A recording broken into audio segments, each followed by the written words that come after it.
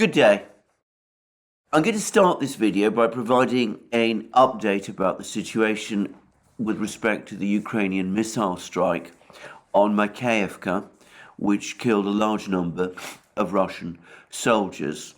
I don't consider it the single most important event on the battlefields in terms of the direction of the war, but it is a tragedy for those who were killed, and of course it is an issue that has attracted a lot of attention in the international media, in Ukraine, and of course in Russia itself.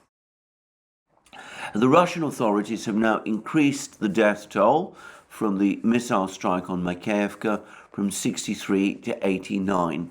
This is predicted, and I'm just going to read the report from TASS by Lieutenant General Sergei Sevryukov, who is said to be the first deputy head of the main military political department of the Russian armed forces, and who appears to be either involved in the rescue operation or at least informed about it. And General Sevryukov says that the first medical aid was provided, wounded individuals were evacuated to medical institutions. Regrettably, the death toll of our comrades increased to 89 when removing structural steel debris. And in other words, what Sevryukov is saying is that as the Russians have removed debris from the site of the tragedy, more bodies have come to light. Now, this is exactly what was being said would be the case, and which I discussed in my previous reports.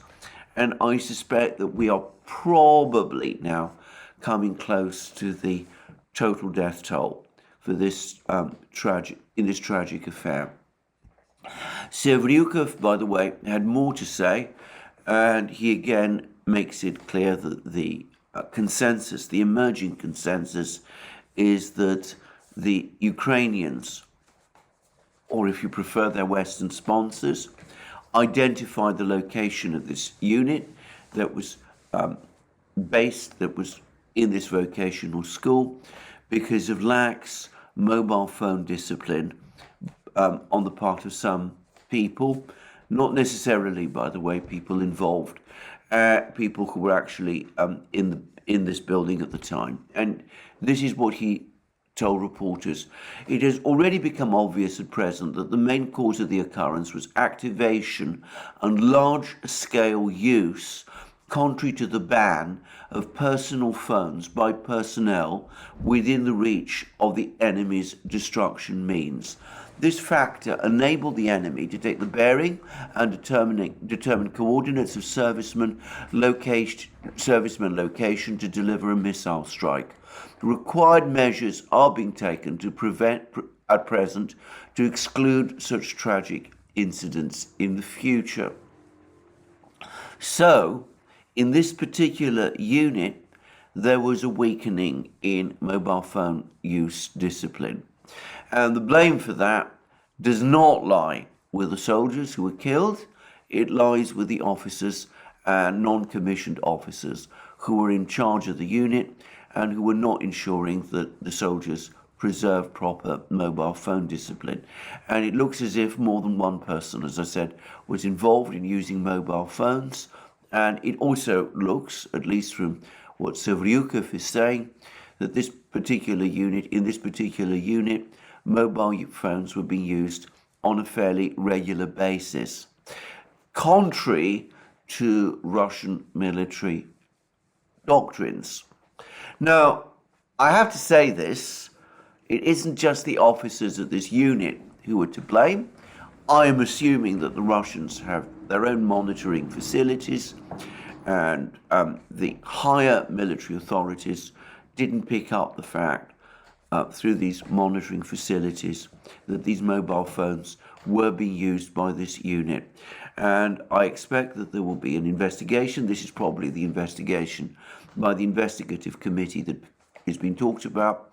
And it's highly likely, I would have thought, that whoever is responsible for keeping a watch on whether mobile phones are being used within a military unit is going to face questioning and perhaps disciplinary action, or perhaps even graver action is going to be taken against some people.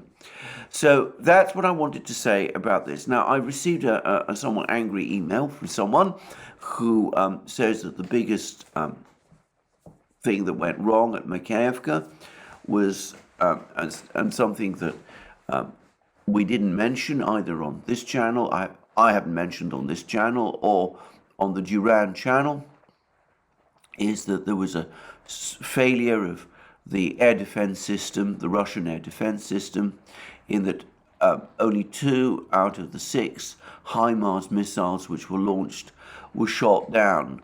And this person asks, why wasn't the S-400 used more effectively to defend Makeyevka against these HIMARS missiles?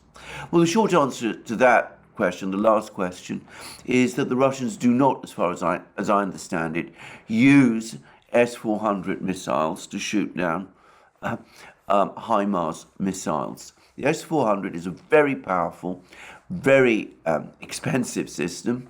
Its missiles are extremely expensive. It would not be used against targets like the HIMARS, which are cheaper and which are anyway difficult to shoot down by a system like the S-400, which is basically tasked with shooting down ballistic missiles, cruise missiles, aircraft, not so much missiles launched by multiple rocket launch systems. The Russians have been showing increasing success in shooting down HIMARS rockets, and these are basically guided rockets. But the preferred system that is used for this is the Panzer, which is a point defense system mounting both guns and short-range missiles. And of course, it's a point defense system, which means that it is relatively short-ranged. And Russia does possess a significant number of these Panzer systems, but they can't be everywhere, and they weren't in Makeyevka, at least not in the place where this missile strike took place, probably because, despite the presence of that military unit there, in that vocational school, the Panzers are located elsewhere, where they're seen to be more useful and where they're defending more important targets. You can have the best air defense system in the world, but you can't defend everything. And if you try to, you will probably only complicate and weaken the overall effectiveness of that system. So I think, we have to be realistic. These sort of things happen. Missiles break through, and they do have an effect. And when they break through, if there is slack discipline, disorganization, mistakes made, tragedies happen, and that is an inevitable part of war. Now, since I'm on the topic of air defense systems, I'm going to say first of all that there are pictures now, there are maps which show large-scale air raid alerts across Ukraine. It seems like some other missile or drone strike by the Russians across Ukraine is underway. I'm not going to try and discuss this until I have more details about it. The information so far is very thin, but another missile and drone attack of some sort seems to be underway as I'm making this program. But interestingly, there's also been an article, I think, in the Washington Post, which is faintly critical of the way in which the Ukrainians are operating their air defense system. Now, I said that if you try and shoot down everything that's launched against you, you will degrade and destabilize your air defense system very quickly, and you'll probably run out of missiles, air defense missiles, very quickly. And this article rather suggests that It says that Ukraine is increasingly using expensive NASAMS missiles. These were from the NASAMS system that was recently donated by the United States and Norway, I believe, to shoot, and which uses a land-based version of the AMRAAM air-to-air missile. Anyway, this article says that the Ukrainians are increasingly using the NASAMS system to shoot down uranium-2 drones.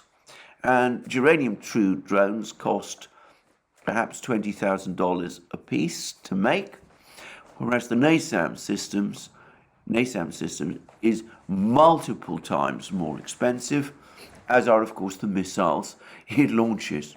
So this is not a cost-effective use of the NASAMS system. Now, there's been a string of claims by Ukraine in recent weeks that they're having enormous success shooting down uranium-2 drones in Kiev, at least specifically in Kiev itself. Now, this article is basically hinting that this is happening because the Ukrainians are concentrating their NASAMS missiles in Kiev itself and using these missiles in, shall we say, a less than efficient way. It looks as if using it in this way, using missiles that cost hundreds of thousands of dollars, presumably, to shoot down cheap drones, is going to cause the NASAMS systems, which are few in number, to run out of missiles fairly soon. So I'm just, making this point by way of illustration. For the record, the Ukrainians do also try to shoot down these drones using cannon, machine guns and cannon. Apparently the German Gepard anti-aircraft guns have been used in that way. I'm not sure where the ammunition for those tanks, anti-aircraft tanks, has come from. I'm not sure where the ammunition has come from, given that the Swiss who make it are apparently not supplying it, but I presume there is, again, some in German stocks. And of course, every so often, in fact, very often, we see pictures of Ukrainian soldiers trying to hunt drones and shoot them down, either with machine guns or even rifles from time to time. So no doubt some of these drones are being shot down also in that way. But it should be said that even in Kiev, from time to time, drones get through, despite all of these defenses. The Russians send these drones in swarms, and even if most of them are shot down, which perhaps they are, some of them do apparently reach their targets, and this has been apparently corroborated by some photos, though the Ukrainian authorities have made it very clear that they have prohibited the taking of photos of some locations, at least, where drones and missiles launched by the Russians hit. And I would just add that if this is all correct, then the Ukrainians seem to be focusing their air defenses very much on Kiev itself. Bear in mind that it is in Kiev that Western embassies are based, and of course where Western journalists overwhelmingly are based. So quite apart from the fact that Kiev is the capital, it might make some kind of political and presentational sense to concentrate air defenses there. But of course, the Russian missile and drone offensive is right across the whole of Ukraine, not just Kiev. And of course, if missiles, air defense missiles, and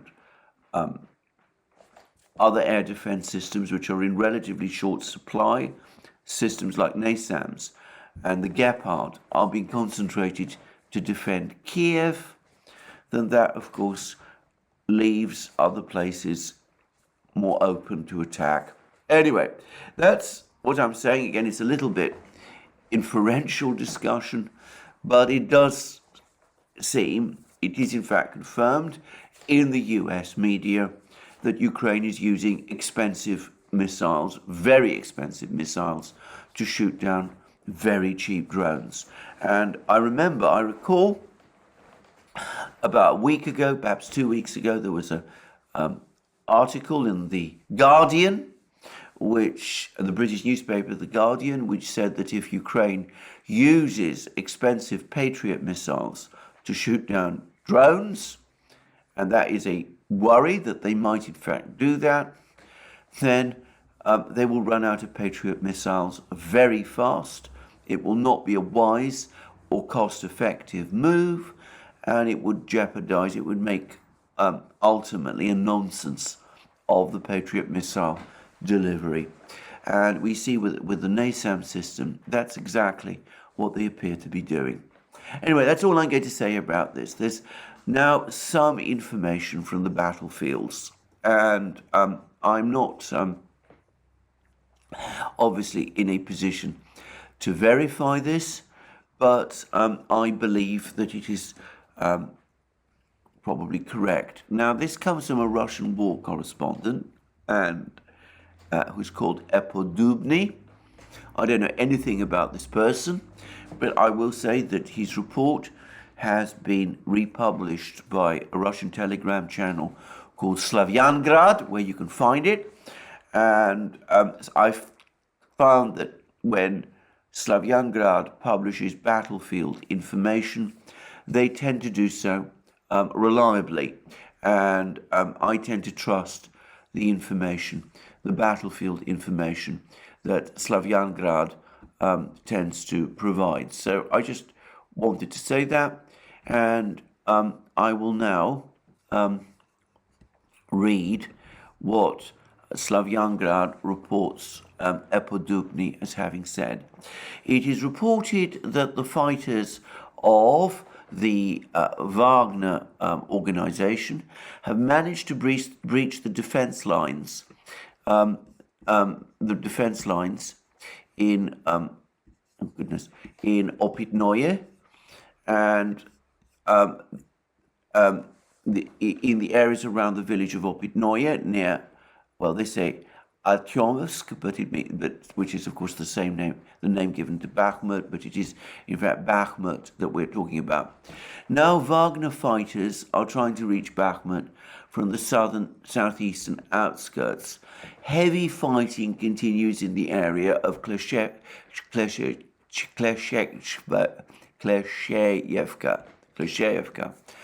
To the north of Bakhmut, hostilities have broken out near Podgorodny. Also, the Wagnerians have the initiative in the direction of Krasnaya Gora, south of Soledar. Now, all that's very interesting in itself, but the most interesting thing about this report is that it comes with a map. And the map is clearly Ukrainian. I can tell that from the spelling that's used, but it makes a number of things clear. Now, I'm not somebody who reads maps very well, but this is a very clear map. And it shows that there is a major road leading into Bakhmut from the south, and that passes directly through Opitnoye. And there is also a major road leading to Bakhmut from the west, and that passes through a village called Ivanivske.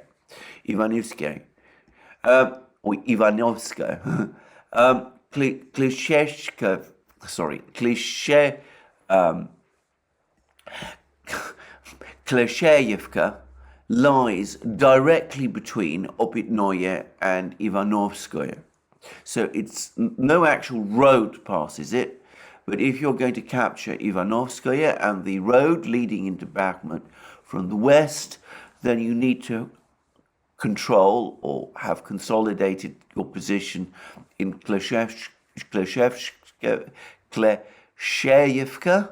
And in fact, we've been hearing, as I said, that there's heavy fighting going on in Makeyevka, as well as Opitnoye. And if we look at the northern parts of areas around Bakhmut, there is another major road leading into Bakhmut from the north. I'm going to guess from Kramatorsk and Krasnaya Gora, where this report from Epodubny tells us the Wagner organization is making further progress.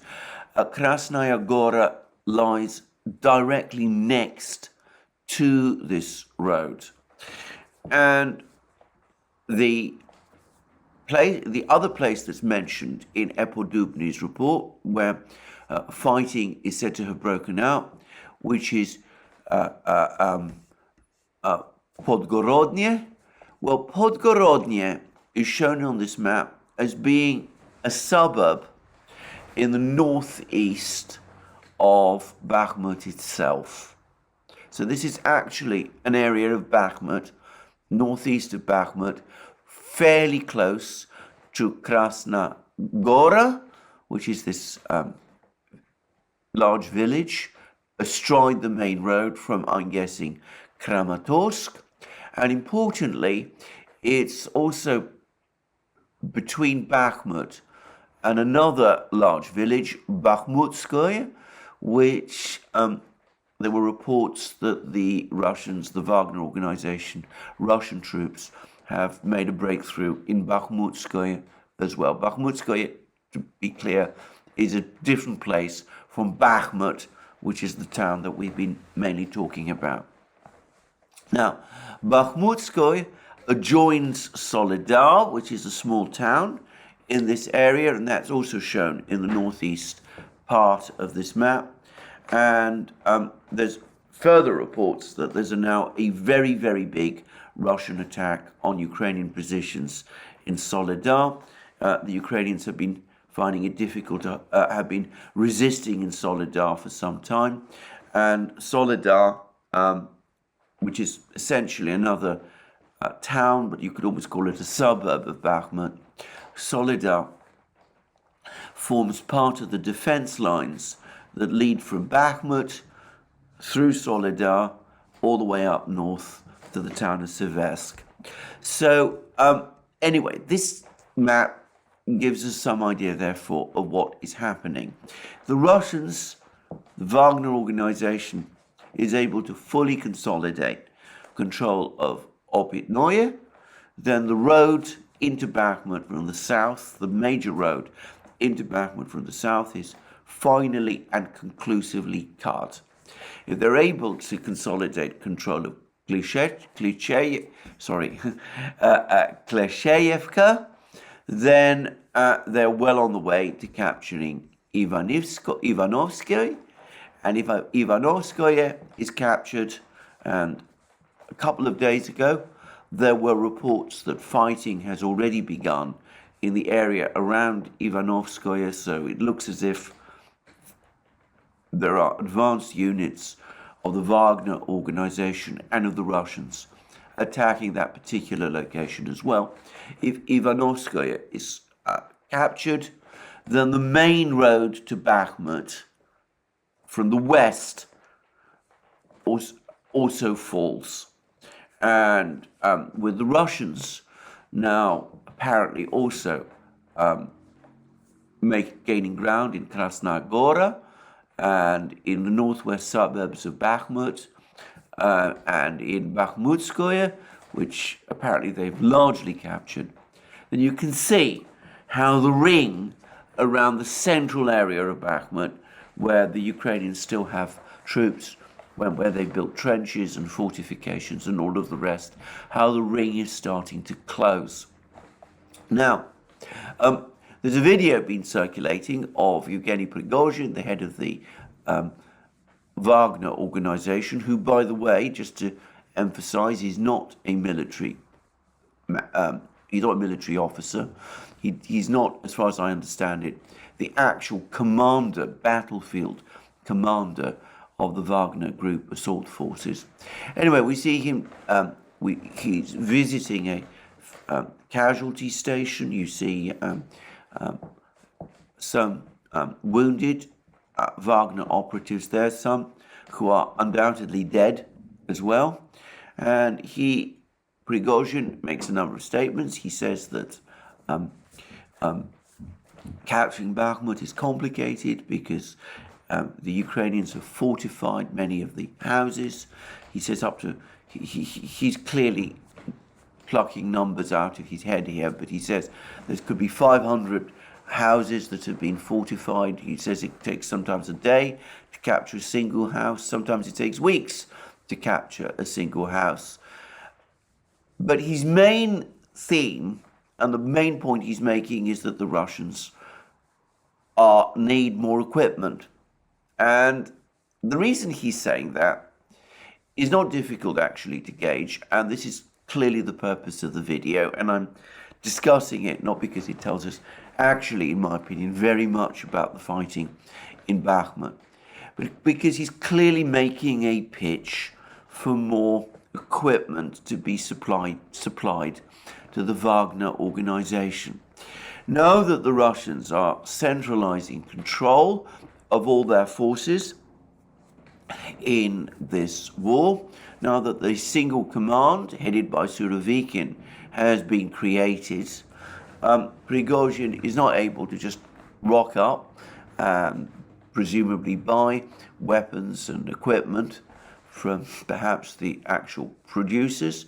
He has to negotiate with the military and the military staff, and no doubt with the Russian authorities in Moscow.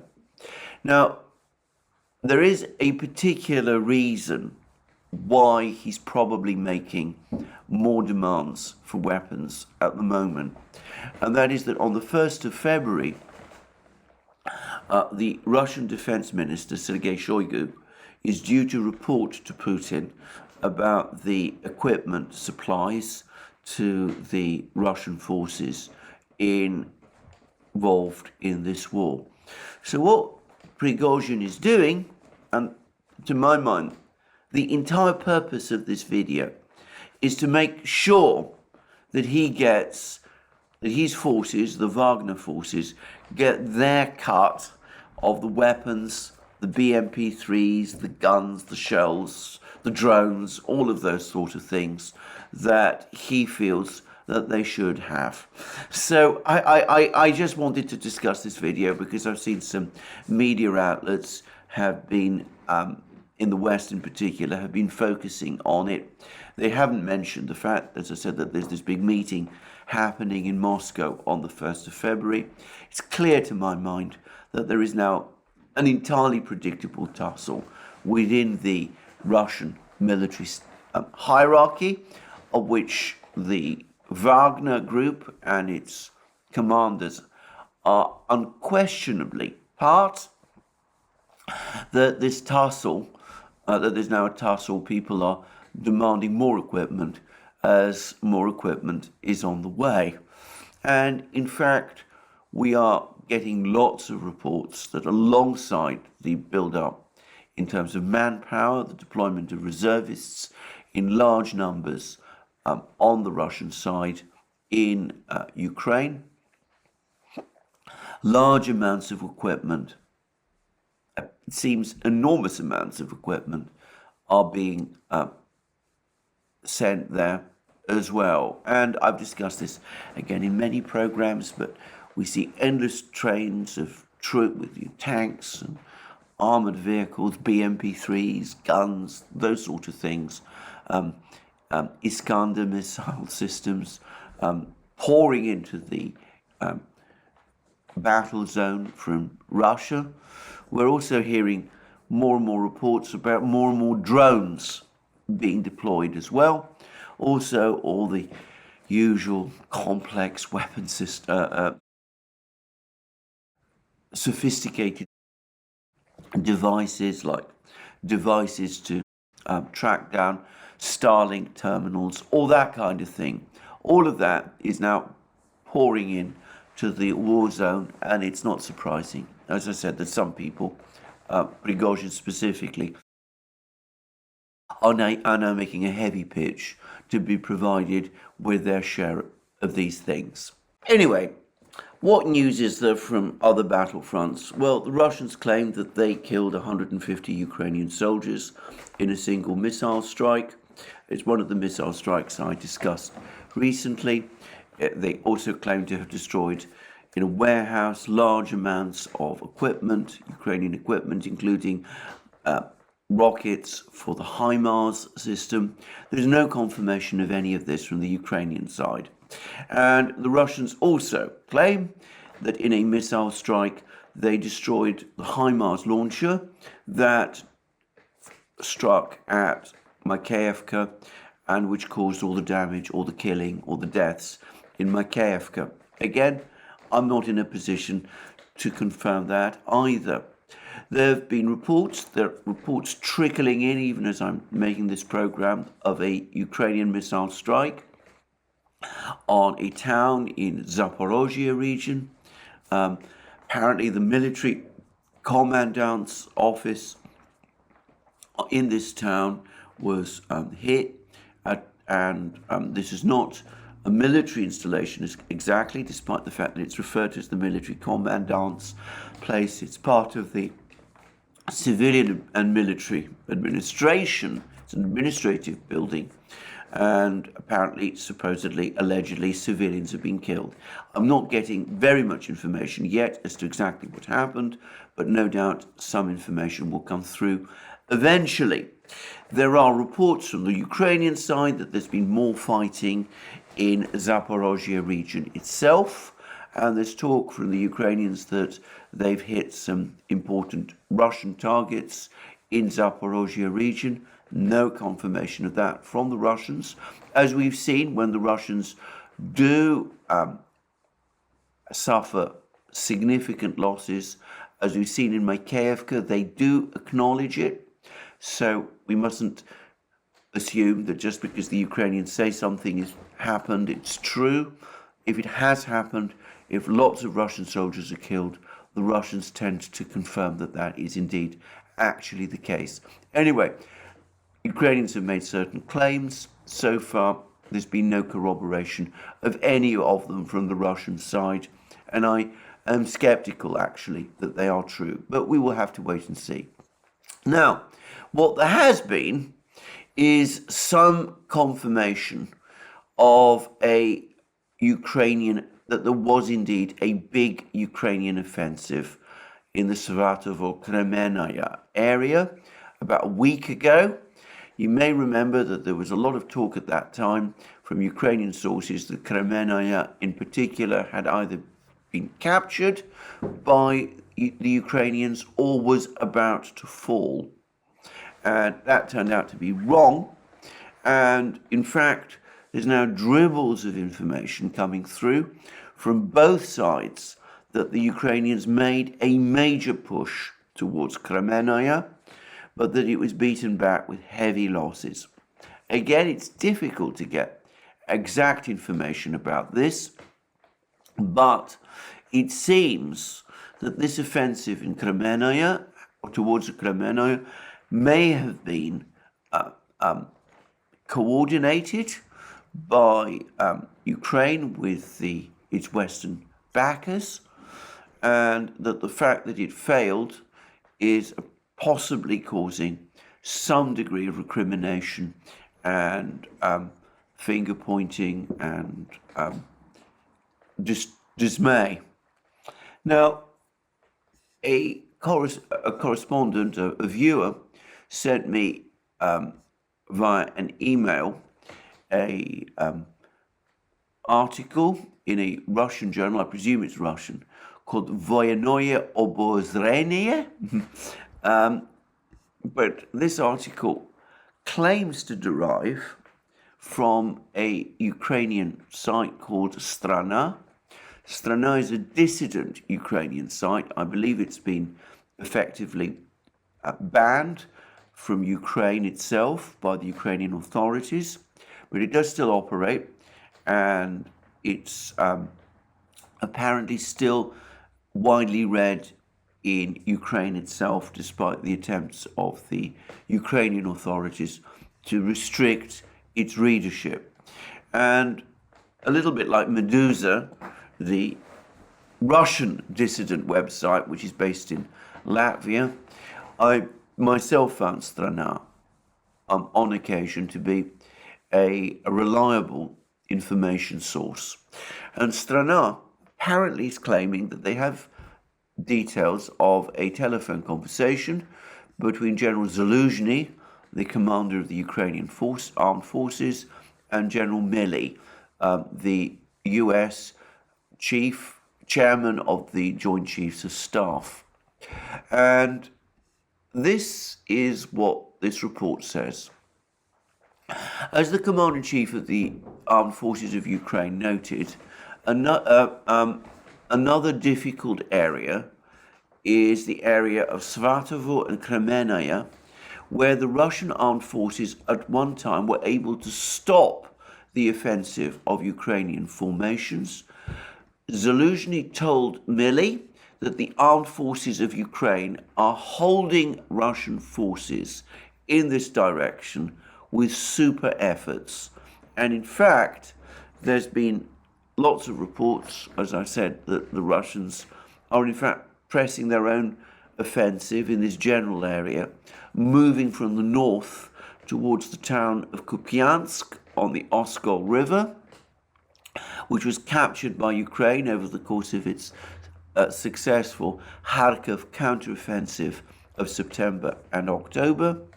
And of course, if the Russians capture Kupiansk, then the gains from that Ukrainian counteroffensive will, to a certain extent at least, have been negated. This report also claims that Zaluzhny told Milley that the situation on the Solidar, Mayorsk, Bakhmut sector remains the most difficult on the line of contact. And he went on to say that near Donetsk city, the Ukrainians are managing to defend Avdiivka, and that they continue also to hold further south their positions in Zaporozhye region, where, however, these words suggest that they're on the defensive, and also in Kherson region as well, Kherson west of the Dnieper River, although they are in Kherson region west of the Dnieper, subject to constant shelling by the Russians. And he also went on to say that the situation on the Belarusian border is also controlled by Ukraine, and that there's been obviously no Russian or Belarusian advance from there. And the editor of this Russian website, which has reproduced the report from Strana, this person says that the tone of this conversation suggests that Zaluzhny is taking again a much more downbeat view of the war than some Ukrainian politicians, in other words, Zelensky, President Zelensky and his entourage are taking.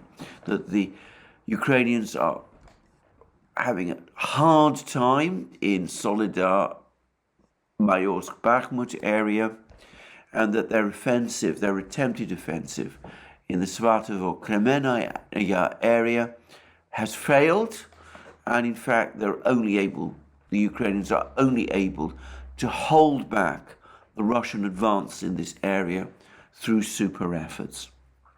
Now, either way, I should say that I'm having difficulty accessing Strana myself. I used to be able to, but possibly because Ukraine is taking steps against it, I'm finding it difficult to access it here in Britain. Perhaps others can. But I've no doubt that this is an accurate reproduction of a report from Strana, and it looks reliable. It looks as if Zaluzhny did indeed call General Milley, and did indeed report to him that events have not gone well in the Svatov Kremennaya area, and that the Ukrainians are being pushed onto the defensive there. So that's perhaps a report that we've got from the Ukrainian side about what is actually happening on the battlefields, as opposed to some of the more euphoric claims that we are hearing from various other sources. Anyway, let's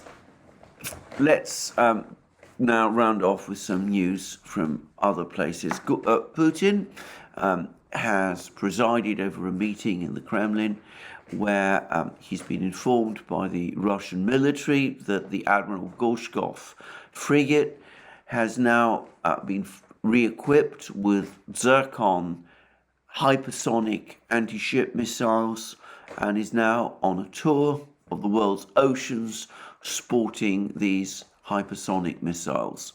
And as far as I know, the Gorshkov frigate, which is one of the newest frigates in the Russian Navy, is the first surface warship in any navy to be equipped with hypersonic missiles. Now, that's an important event. Perhaps it's not directly related to events in Ukraine, and I don't want to suggest that it is, but that may suggest that we're now on the brink of a revolution in naval warfare, with hypersonic missiles being deployed on the seas. And of course, at the moment, there is no air defense against hypersonic missiles. There might be in the future, but for the moment, no one has that capability to defend against hypersonic missiles, and that surely will affect the way in which naval warfare is conducted in the future. So that's one report. And then, of course, there's been this extraordinary drama in the US Congress where Kevin McCarthy has repeatedly failed to get elected as House Speaker. Now, we did a program on the Duran about a week ago with Robert Barnes, in which he predicted that this would happen. He said that McCarthy would struggle to get the votes to be elected House Speaker, and Barnes suggested that perhaps 4 or 5 Republican congressmen would vote against McCarthy. Turns out that the number is much greater, around 19 to 20. Now, I do want to just say a few things about this, because first of all, this highlights once more the conflict that is taking place within the Republican Party between its populist wing, of which the most prominent and well-known personality is Donald Trump, and the Republican establishment in Congress, led by Senator Mitch McConnell, who is, of course, in the Senate. He is the Republican leader in the Senate. Now, I think that this mutiny against McCarthy, and I'm not going to predict how it's going to end. I don't have the in-depth knowledge of American politics and of Republican Party politics to be able to say, though I have to say it doesn't seem to me as if he has much prospect at the moment of getting elected as House Speaker. But anyway, this revolt on the part of House Republicans against their leadership in Congress, I suspect is something that has been brewing for a long time. It was undoubtedly made worse by the disappointing results of the midterms, which the Republicans were expecting to win by a landslide, but in which instead they only eked out a small win in the House, and where they lost positions, they actually lost ground in the Senate. And there's been much recrimination between the Republican establishment and the populist wing as to who is to blame for this. Undoubtedly, a lot of House Republicans, people on the populist wing, think that partly the reason why there was a disappointing result, the major reason why there was a disappointing result, was that the Republican establishment in the Senate withheld funding from candidates, Republican candidates in the midterms who were associated with the party's more populist wing. And that has created undoubtedly a lot of anger and a lot of bitterness. But I think that the single event which has perhaps crystallized this anger and hardened this opposition was the fact that in the last days of the old Congress, the Senate and the House passed a $1.7 trillion omnibus budget bill. It was ran through Congress, agreed by the Republican leadership in Congress, with the Democratic Party leadership and with the Biden White House. It was ran through at lightning speed, even though the new Congress was about to convene, and House Republicans undoubtedly felt that they were cheated, undoubtedly feel that they were cheated of an opportunity to review and challenge certain aspects of this omnibus bill. And I have to say, I myself can understand why that would be like a red rag to a bull. The fact that they've been cheated of this opportunity to do their job, which is the job that the House of Representatives is supposed to do, to consider the government's funding, the way the government funds its various activities, and that it's all been done at lightning speed through the old Congress, and as a result of a stitch-up, as it must seem to them, between their own leaders, McConnell and McCarthy, and the Democratic Party leadership and the White House. So that must have created an enormous amount of anger. And of course, squirreled inside this $1.7 trillion omnibus spending package is another $45 billion spending package for Ukraine, though it seems that only half of that money is actually ever going to be used to provide support for Ukraine itself. A lot of the rest of it is for other things, replenishing Pentagon supplies and that kind of thing. Anyway, some Republicans on the populist wing have made clear their strong disagreement with this support for Ukraine. Some Republicans on the populist wing, including Representative Jim Jordan, I believe, and he looks like he's now the main challenger to McCarthy, even though he actually voted for him in these various rounds of voting in which McCarthy failed to get elected. Anyway, Jim Jordan himself has apparently questioned the financial logic of sending all this money to Ukraine. And apparently he was one of those Republicans who refused to applaud Zelensky when he addressed Congress about 10 days ago.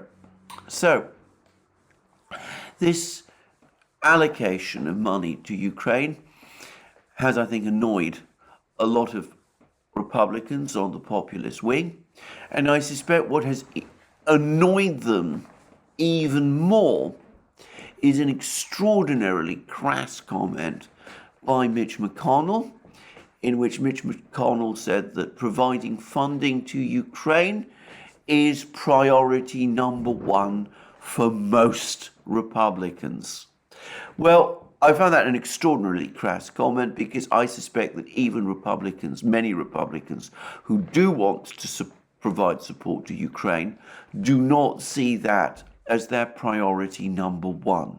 And McConnell talking in that way probably reinforced a feeling amongst many Republicans on the populist wing that they're being disregarded by their own and treated with contempt, and their concerns and the concerns of their base are being treated with contempt by the Republican establishment in Congress and by Mitch McConnell in particular. So I suspect that all of this has come together, and that is now why we see a rebellion by House Republicans and why McCarthy has not so far been elected.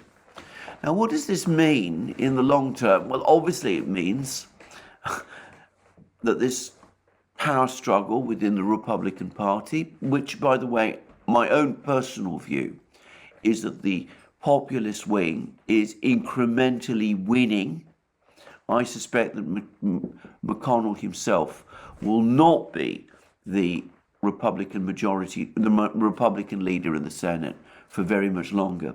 But anyway, my own feeling is that what this means in terms of the Ukrainian conflict is that it is going to become harder and harder from this point on to get Republicans in Congress, in the House of Representatives, to sign off on spending for Ukraine.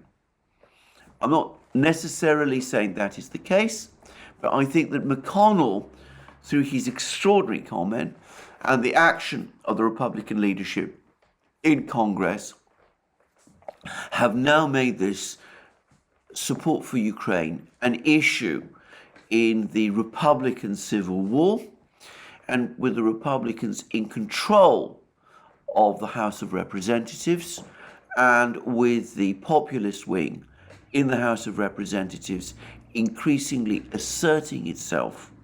It is from now on going to be increasingly difficult for the White House, for the administration, to continue to drum up financial help for Ukraine. So I just wanted to say all of this. I may be wrong in this analysis. As I said, I'm not an expert in these matters, but I have followed these debates in the United States for some time. I'm surprised at the size of the rebellion against McCarthy, and that does suggest to me considerable anger within Republican ranks, and the way in which, as I said, this omnibus bill with its funding for Ukraine was rammed through without any real discussion. That must have been, in my opinion, that almost certainly was, in my opinion, the straw, the last straw, and McConnell's incredibly crass words will have reinforced that. So there we are. A situation on the battlefield's difficult, as I said, to sometimes get very much information, but I think the situation around Bakhmut, at least, has now been significantly clarified, at least for me, and we also see further proof that there was a Ukrainian attack in Kremennaya, and it doesn't seem to have succeeded. So, more from me soon. I hope this has been, as I said, another useful program for you, and remind you that if you want to support our work, you can follow us on our various other platforms, Locals, Rumble, BitChute, ODYSEE, Rockfin, and Telegram. You can also support us via Patreon and Subscribestar, links under this video. You can check out our shop, buy the great things that you will find there, our magic mugs, our hats, our hoodies, our t-shirts, and all the rest. And last but not least, if you've liked this video, please remember to press the like button and to check your subscription to this channel. Thank you for joining me again today. More from me soon.